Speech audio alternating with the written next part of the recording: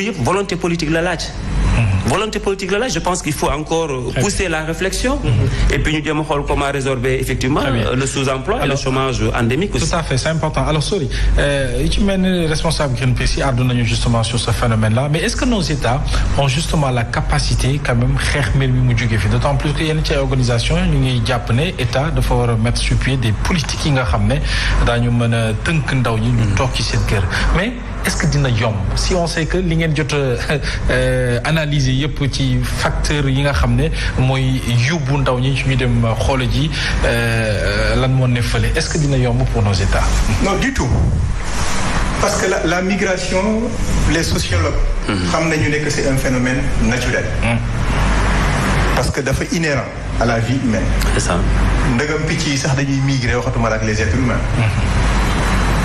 xam nga tey jii nii ku jël exemple Souleymane Bachir Diagne ak tout ce qu'il représente dans le monde de la philosophie et qu'aujourd'hui il donne des cours dans les grandes universités américaines, nos étudiants sont devenus orphelins.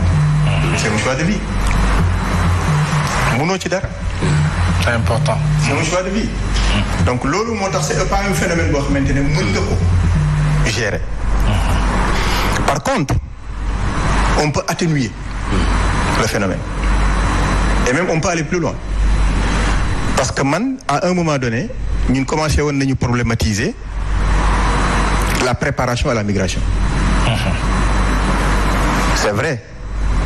Du côté occidental, ils ne peuvent pas entendre ça. Mais par contre, ils peuvent réaliser leur propre concept genre migration choisie. Mais quand tu leur dis, nous devons préparer nos jeunes à la migration, ils pensent que le monde est fini, quoi. Alors que c'est la meilleure manière de contrôler le phénomène. Tout à fait. Dans le sens où, nous savons en Europe, docteur wax na ko légui, il y a des métiers à tension. Yow bu féké am nga wéccet sa poche. Et il est bon de le souligner parce que c'est pas la misère qui migre, hein. Parce que il faut nga fay. Té li ngay fay lu mu néew bala nga yegg Italie. Bu la coûté 1 million dina la coûter 500 000 ou 600 000. Quand même. Lu mu bon. Donc c'est pas la misère qui migre. Lu mu bon di nga am lu ne sa poche. C'est clair. Donc il est bon de le comprendre. Oui. Donc bu fekkente ne tey considérer nga ces métiers à tension yi ne foofu. Autant muy toucher la plomberie, muy toucher le domaine sanitaire, muy toucher beaucoup de domaines que nos États identifiés ko former ci nos jeunes avant de les laisser en pâture. Ça peut être quelque chose comme une réponse pertinente. Parce que nous, ils ont besoin de ça. Nous avons la main-d'œuvre. Et c'est un jeu gagnant-gagnant. Absolument. Il ne peut jamais être une approche particulière. En termes de perspective, la solution ne peut être globale. Toi qui as un besoin, moi qui ai une offre. On essaie de voir comment équilibrer la dialectique. Quand même. Mais vous connaissez que dans son petit coin, les jeunes auront tendance à dire nous vous écoutons pas, vous ne nous accueillez pas, mais nous allons venir. Débrouillez-vous. C'est ce qui est constaté. Et c'est ce qui se passe. Hein? Voilà. Et tu l'as, parce que sans que je me rappelle, bien que directeur des Sénégal de l'extérieur, quand il y a ces événements, presse, souvent aussi, nous sortons une voix officielle. Le ministère des Affaires étrangères ou qui a les Sénégal de l'extérieur. Pourquoi l'État tarde à communiquer et donner même les bons chiffres quand il s'agit de chavirement d'une pirogue ou l'affaire de l'immigration clandestine? Fatou, je vais te raconter une petite anecdote, je peux me permettre. Parce que ça fait peut-être bientôt plus de 5 ans, le meilleur ni. Oui. C'était en 2016, il y a eu le même phénomène. Mais Bobo, les jeunes migrants avaient quitté la Libye, l'Italie. Il y avait à peu près 300 bonhommes qui bateau. Il y a eu à peu près 27 à l'arrivée. On avait en son temps dit qu'il y avait plus de Sénégalais dans le bateau. Nous créons un genre émoi national, l'association des Sénégalais qui est en Libye, j'ai longuement discuté avec son président. Mu ne ma bi bateau bi di départ mu yoon ci quai bi mais wóor na ko ne sur les 300 les 200 étaient Sénégalais. Il en était sûr. ndax ëpp na kay la ñuy wax waaye wóor na ko ne ils étaient de 200 moom c'est les Sénégalais. Donc ça c'est une information. J'ai pris note. Des 27 qui sont arrivés. J'ai eu la chance d'en parler avec 2. Qui m'a dit que li ci nekkoon ci ay étrangers africains bu ñu baree ba bari weesuwuñu 30. En fait c'était un bateau exclusivement sénégalais. ñu rax ci ñeneen. man ma dajale info yooyu. J'ai fait une petite note au ministre pour que mu informer le président. Ça a tardé à se faire. Et il y avait en son temps benn rajo. Je citerai pas laquelle. bu yónnee woon ces éléments parce que essentiellement ñi nga xamante ne ñoom la ci seen doom yi desoon. ils habitaient la région du Sénégal oriental. Bakel Kidira et autres. da ngay gis benn famille boo xamante ne ils ont eu 3 de leurs enfants. qui sont restés. Ils ont envoyé un reporter qui était en train de collectionner famille par famille. Bien sûr. Le nombre de décès. Donc la radio allait nous dire le nombre de décès plus ou moins. Approximativement. Accueillis sur le terrain, approximativement. Oui. On m'a donné l'info. Moi, j'ai fait la note au ministre. Il y a ça qui avait tardé à réagir. Note bi ma def, ma changé ko, ma dugal ko sama page Facebook. Et c'est le quotidien Le Témoin qu'il a piqué, def ko à la une le lendemain. Exploiter l'information. Ça a failli me quitter mon poste. Vous avez informé. Parce que tout simplement. Mais pourquoi il ne veut pas remonter l'information? Parce que tout simplement, il est extrêmement difficile dans ces conditions-là de savoir le nombre de Sénégalais qui ont péri. Ça c'est un. Oui. Parce qu'au départ, tu ne savais pas qui était dedans. D'abord un. Donc lépp lay mun di wax approximation lay doon te nag état je sais que vous les journalistes vous ne les pardonnez pas l'approximation. Ça c'est un élément. L'autre élément, on n'a pas suffisamment nous une culture de statistique. C'est notre mal. Les chiffres. En installant les BAOS, les bureaux d'accueil. Là, je pense que beaucoup m'ont dit, mais ce sont les failles aujourd'hui. Je suis d'accord. Oui, parce J'en arrive. Que normalement, on devrait avoir les chiffres exacts. Je vous le concède. Loolu moo taxoon, on s'était battu pour avoir des bureaux d'accueil, d'orientation et de suivi dans chaque région du Sénégal et dans les différents départements. Pour ñoom ñu mën di def la remontée de l'info. Pour yu mel nii bu amatee, au moins même bu ñu mënta am la bonne exacte info, ñu mën am des approximations qui nous permettront au moins de pouvoir dire quelque chose. Parce que c'est le silence qui est lourd et dangereux. Ça nous rend complices et c'est ça qui n'est pas bon. Advienne que pourra, même bu fekkente ne le communiqué est laconique, je le préfère au silence. Même s'il est difficile d'avoir des statistiques où on peut dire exactement ce qui s'est passé. Mais au moins, un effort doit être fait à ce niveau-là. Je vous le concède vraiment, parce que de manière statistique, au Sénégal, on a de sérieux problèmes à ce niveau-là. Et souvent, les mesures qui sont prises juste après les tragédies. Parce que Mangi rappelait ça, qu'il y avait un vendredi noir, où quand même, dans le vendredi d'été, 480 Sénégalais qui ont péri au large des côtes parce que dañ doon dem Espagne. C'était en 2021. Juste après la ñu dem ci yenn événements yi ba ñu indi ci xëyu ndaw yi pour répondre ak li nga xam ne moom moo am. Mais non, les mesures qu'on prenne souvent parce que yaa ngi woon ci biir. Pourquoi ces mesures du nekk ay mesures yoo xam ne dañ ci dem ba mu jeex concrétiser? Non, dañ ciy dem ba mu jeex. Mais le docteur a dit tout à l'heure que l'évaluation des politiques de femmes a importance quant à leur efficacité et leur efficience. Mais xam nga ñàkk def action moo bon. Mais il y a des actions qui sont faites. Quant à leur efficacité et leur efficience, je donne ma langue au chat. Parce que je ne saurais les maîtriser, je ne saurais l'évaluer. Mais li wóor mooy le phénomène de la migration. Les sociologues le savent. Fii il est extrêmement rare nga gis kuy tukki di tàggoo. Ah ouais, bien sûr. Même bu jaaree yoon sax. On te dit que tàggoo doo dem quoi. C'est une réalité.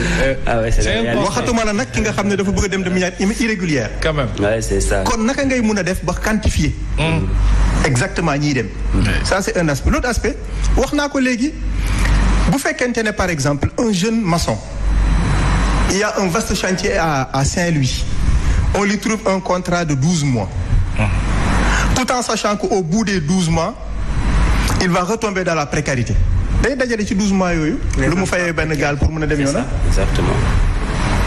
un peu avant wax na ko léegi considérant un peu ce que la famille exerce comme en termes de pression sur les jeunes sa yaay sax jaral na ko mu jaay oram wala mu teggi natam mu jox la jaay terrain yam pour nga dem mais léegi boo koy xool les emplois précaires à travers les vastes chantiers du chef de l'État les jeunes en profitent pour mën a payer leur voyage ça fait effet boomerang ils ont eu un emploi à un moment donné au lieu d'utiliser l'argent pour ubbi benn boutique wala pour je ne sais pas def de l'entrepreneuriat ils préfèreront fay ko ci benn gaal pour dem loolu nag dafa difficile aujourd'hui pour le gérer pour le contenir. C'est important. Et c'est la réalité à laquelle nous faisons face. Absolument. Alors avant de terminer avec vous sur une ou deux questions politiques dañuy dem ci Kali mais Kali monsieur Niang alors solution la ñu bëgg a am parce que solution bi est-ce que mën nañ ko tënkee rek ci état dafa war a créer condition dafa war a utal liggéey je pense que ne société bi également am na ci part de responsabilité des responsabilités partagées à travers la société en tant que les familles les parents des jeunes ndaw ñi ñoom ci seen boppam alors tey bu ñu doon laaj ci pexe solution ci wàll wi. C'est vrai Mohamed les solutions comme ni nga ko waxee c'est des solutions effectivement partagées et en termes de responsabilité wax naa ko sànq donc vocation état j'ai dit que du jox à chaque citoyen donc un emploi ça on le sait mais les familles les communautés donc am nañ ci responsabilité aussi oui parce que xam nga lépp aussi ci éducation bi daf ci am solo l'éducation de base xale bi bu waree jàng bu ci tollee vraiment da nga ko encadrer tout à fait wax dëgg ndax yàlla waxuma na nag boo jàngee rek synonyme am liggéey la le lien n'est pas direct mais il y a plus de chances quand même ki jàng am qualification mu am liggéey ko ko xamante ne bi effectivement jàngam eggut du dëgg donc encadrement daf ci baax famille di gën a veiller ci éducation xale yi. c'est important c'est très important. ndax ñu ngi naan un chômeur bu daanaka koo xam ne am na diplôme mais amagul liggéey. xëy na moo gën a neex a dimbale koo xam ne. xëy na amul qualification amul dara. donc yooyu aussi c'est important mais aussi état aussi am na ci rôle d'accompagnement bi nga xam ne ñu ngi koy xaar ci moom tamit. ndax xam nga ndaw yi aussi boo xoolee suñu démographie nu mu tëddee wax naa la ko sànq. 70% yi moins de 35 ans la ñu am. cela veut dire que donc quelle que soit politique de jeunesse yow wala politique d'emploi bi ngay teg il faut nga nekk dans une démarche prospective c'est-à-dire que da ngay essayer di inventer le futur xool fii ak 10 15 20 30 50 ans xam nga ban configuration ngay am ngay anticiper. mais pas di def politique joni quoi parce que léegi problème am na léegi comme Fatou li mu wax am na ñu des fële ci waaxu Ndar. nga ne léegi naa def mesure d'urgence naa indi un programme. non c'est structurel c'est pas conjoncturel. c'est pas conjoncturel. est-ce que solution bu c'est structurel c'est-à-dire que foog nga développer ko dans le temps. tout à fait surtout. dans le temps c'est important noonu ngay def. mais fii genre panacée joni la quoi. mais yooyu genre saupoudrage rek nañ ma baal ci wax ji mais noonu laa ko mën tuddee mais tôt ou tard difficulté yi dafay ressurgir. moo tax ma ne la sànq bu ñu doon évaluer tey en termes de milliards li ñu dugal ci programme yi nga xam ne ndaw yi ñoo ko tax a jóg. non chiffre boobu boo ko déggee da ngay waar. et man su ma xalaatee peut-être le cas du jeune Doudou bi nga xam ne son père a été arrêté mis en prison papam jeté ko noonu mënuñu ci génne la responsabilité des parents maintenant qu'est-ce qu'il faut peut-être pour que parents yi seen xel di bañ a dem ci ne ndaw bi da nga ko war a wax wala ngay def luy tax muy braver la mer. oui mais justement mooy li ma wax sànq xam nga pression moom lañ tuddee sànq la pression sociale. oui comment éviter pression ça peut-être. parents yu ci bëri ñoom ñoo koy infliger xale yi jeunes yi. nuñ ko mën tindee. dégg nga et c'est dans le quotidien des jeunes. mais c'est dans le quotidien c'est notre sociologie on vit avec c'est dans notre système de croyance et de représentation. et puis conception bi ñu am ci réussite sociale. ak les modèles yu ñuy jël comme ay modèles de réussite. pourquoi forcément ku dem bitim réew rek kooku. mu nga mën jàpp comme nit ku réussir. quand même c'est le référentiel souvent qui pose problème. absolument ñoom la ñuy jël en référence ñoom la ñuy jël en modèle de réussite. alors qu'il y a des gens comme je l'ai dit qui réussissent fii au Sénégal. musuñoo génn Sénégal. wallaay dëgg la. nekk ay entrepreneurs nekk. tout à fait. mais ñooñu duñ leen jël en modèle duñ leen jël en truc duñ leen tudd sax. mais dañuy koo xam ne def na benn voyage ñaari voyage ñëw na am na benn transformation conjoncturelle bu mu indi ci dundunam seen famille seen quartier ñu ne ko diw la gis nga doomu diw bi. il faut faire comme lui. mais faire comme lui boobu moom mooy nga ubbil ko la voie pour que mu emprunter des moyens illicites. donc il faut ñu dindi loolu. xanaa il faut justement il faut une révolution en fait xaw ma citoyenne la kay wala changement de comportement ou de façon de paradigme de mentalité. Absolument. Exactement il le faut parce que loolu noonu dañ ko war a dindi. Tout à fait. du nekk du ay schéma yoo xam ne schéma yu baax la. mais malheureusement ñun moom la ñuy offrir suñu jeunesse. alors ci dañu dem ci politique parce que lu ñu dese bëriwul première victime. parce que da nga foog ne docteur politique. yéen ñaar ñëpp kon parce que li ñu dese bëriwul mais première victime quand même de la troisième candidature su ma juumul c'est Sori Kaba parce que yaa ko waxoon que il n'a pas droit il ne doit pas se présenter pour une troisième fois. Aujourd'hui defu ko am nga raison mais ban sentiment nga am d'abord. Fatou jërëjëf man je pense que. quand l'histoire vous a donné raison. sentiment de respect rek lay am à l'endroit du chef de l'État. Respect parce que quand il disait que bu ma déclarer sama candidature dina andi coow dina andi problème ci réew mi su ma déclaré wul sama candidature mes alliés ne travailleront plus. Il n'a pas tout faux.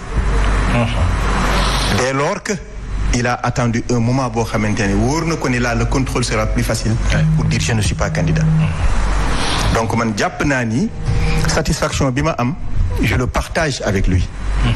Parce que nag maa ngi lay tooñ tout à l'heure bi may dugg si ne la dag ma gëj a invité. bokk na sur les conséquences de ce acte-là. Parce que Sénégal muy dëkk boo xamante ne on a envie d'entendre des discours catastrophiques incendiaires sinon rek quand tu es plus ou moins réglo comme docteur un peu policier tu vois du am titre quoi y a pas de titre dañuy bëgg koo xam ne voilà donc du coup mais loolu taxul dama lay tooñ Fatou xam nga il faut que je te pousse à sortir un peu de absolument. Alors donc satisfaction la rek parce que un militant j'ai l'habitude de dire c'est une liberté en mouvement man c'est comme ça que je vis mon militantisme su ma réfléchir ci dara ba mu wóor ma ne lii njariñ la quand j'ai l'occasion de le dire je le dis. Ce qui a caractérisé mon parcours politique moom bi may accompagner bi may ànd ak moom en répondant à son appel il était dans l'opposition et moi j'ai quitté un parti au pouvoir parce que j'étais avec Djibo Feu Djibo yal na ko yàlla yërëm qui était avec Abdoulaye Wade au pouvoir et il était ministre d'État ma bàyyi ko ma ànd ak moom pour les valeurs qu'il porte valeurs yooyu nag bés bu ko bawee ma ba ko moo tax ma jàpp ni quand cette question s'est posée je faisais toujours référence à ces valeurs-là. Bien sûr. Que tôt ou tard il va respecter sa parole. waaw mais xam nga yow nga wax ko alors ñu démettre le de vos fonctions ñi ko wax toog ci seeni ay fonctions et aujourd'hui mu ñëw ne moom il n'est pas candidat loolu yow à part ce sentiment de satisfaction amoo ci benn analyse. Si. La justice commence d'abord par les partis politiques. Je ne peux pas croire qu'on veut appliquer la justice étant le parti au pouvoir et que dans notre parti on a du mal à appliquer la justice. On aurait dû sanctionner ñi wax ni présente-toi. On aurait dû. kon tey équilibre bi day yomb parce que man ak ñoom on aura fini de traverser le désert. Ça sera beaucoup plus facile de se remobiliser pour celui qu'il proposera. Bien sûr. Mais tey ñi ko doon wax présente-toi. Ils auront du mal à se mobiliser. C'est clair. Parce que yow ci sa bopp boo leen invité ci plateau bi doo leen baal dara. Malheureusement nag man la quoi je suis seul. man rek mënu maa tax waa ji faluwaat quoi. bariwuma Sori Kaba la ak sa carte mais ñi ko doon wax ñoo ma ëpp te ñooñu tey j'aurais bien voulu j'aurais bien aimé que ñu wax ma les véritables raisons li taxoon ñu bëgg mu dédire boppam. et je sais que aucun d'eux doo jàkkaarloog sa waajur naan ko papa dédie-toi. wala nga jàkkaarloog sa kilifa muy sa kilifa diine wala kilifa bu mu mënti doon nga naan ko dédie-toi li nga waxoon weddi ko dinaa ko gérer. Et c'est ce qui pense que il avait voulu quand même foncer mais parce que ce sont les derniers événements parce que bu ñu déggee Ousmane Sonko ci interview bi mu jagleel waa France 24 moom mooy dafa dellu ginnaaw mais bëggoon na dem ci troisième candidature bi jàpp nga ne loolu mën na nekk. man argumentaire boobu duma ci sax attardé wu. parce que j'ai dit par ailleurs que l'opposition réunie